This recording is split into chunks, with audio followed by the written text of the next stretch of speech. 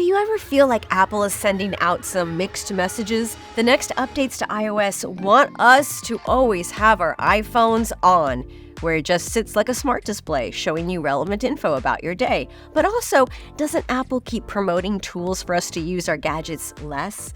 There's focus mode and do not disturb, and you can get reports on how much screen time you consume in the day. Coming soon, there'll be a feature called Screen Distance. It's a warning for iPhone or iPad users to move your device if you're holding it closer than 12 inches to your face. But let's not forget that Apple is giving us a computer to strap to our face. For years, everyone's been telling us, don't sit so close to the TV. Don't be so close to those screens. Now, you could just wear the screen, I guess. It's fine. Apple is walking this balancing act. It's a company that says they don't want you to feel overwhelmed with too much, but oh, please keep loving our products just enough that you need it every day and want more. The iOS 17 public beta is out now. Don't download a beta on your main device for the love of. Public beta of iOS 17 means folks who like to live on the edge can preview the features before the software officially launches as a proper download for every user in the fall. It's likely sometime in September. And there are also betas for macOS Sonoma, watchOS 10, and iPadOS 17. But with more attention this week on all the new operating systems, there's one more thing we should look at. How might Apple be shaping the future of our screen time? And will screens be something we just never turn off? I'm Bridget Carey, and this is One More Thing. Let's start with standby mode. With iOS 17, we are getting a new way to use the iPhone as a bit of a smart display.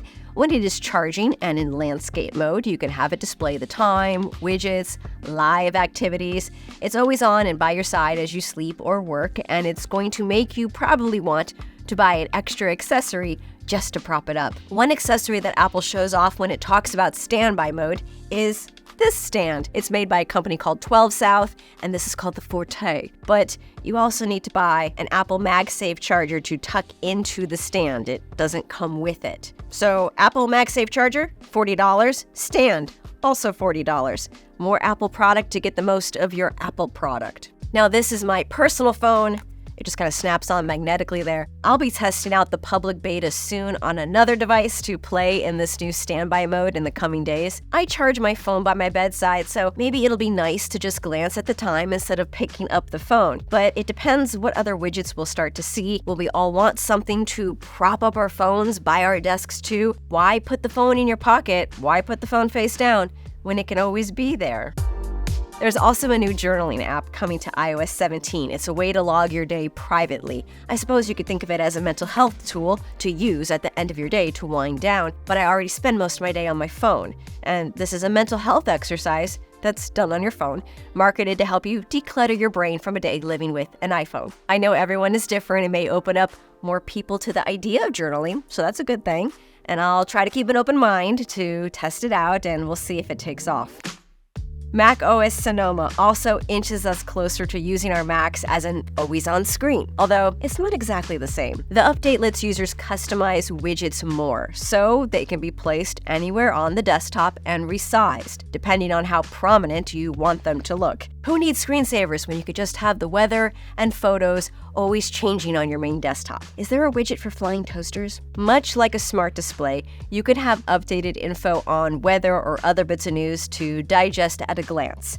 But a recent rumor says Apple may be planning to go further. Bloomberg reporter Mark Gurman dropped some news in his weekly newsletter for his paying customers only. He said that Apple will introduce an external Mac monitor that can act as a smart home display when a Mac goes to sleep or is shut down. Credit to Ars Technica for putting a spotlight on that report. The reporting goes on to say that this would come to one monitor in the upcoming lineup, whenever that is. So maybe it would work like standby mode in the iPhone. I'm also curious about how much Google may influence future iPads. Yes, Google. Have you seen the Google Pixel tablet? It docks on a speaker stand to become a smart home display when it's not in use. This concept of turning our smart devices into smart displays is not just an Apple thing. If the iPhone and the Mac are going to be smart home displays, what's to stop Apple from also doing something like this for iPads? Let me know in the comments if you like living on the edge and if you're trying out the public beta of iOS 17. And also let me know if you are into more screen time, even when you're not using your screen. Thanks for watching. Catch you next week.